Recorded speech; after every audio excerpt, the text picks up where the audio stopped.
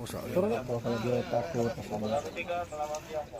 Petugas PMI bersama Inafis Polrestabes Palembang mengevakuasi jasad seorang pria dari aliran anak sungai di Jalan Gubernur Haji Bastari, Jakabaring, Palembang, Jumat 6 Maret 2026 pagi.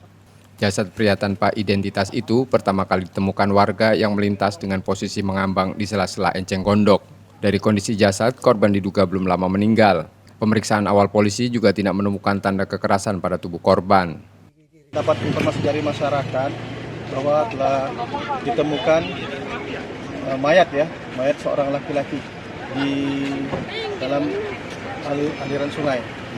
Kemudian setelah kita mendapat informasi itu, kita bersama-sama piket, baik itu dari Polrestabes maupun dari Polsek Subang Ulu 1 bersama tim identifikasi Inafis mendatangi TKP.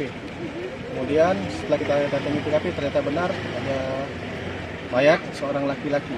Sementara identitas belum ada, nanti kita sampaikan baik itu melalui informasi medsos ataupun melalui wartawan yang ada. Setelah kita lakukan pemeriksaan tidak ada bekas luka.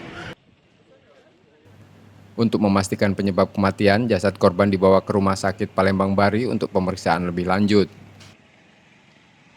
Yudi Kiswanto, Kompas TV, Palembang, Sumatera Selatan.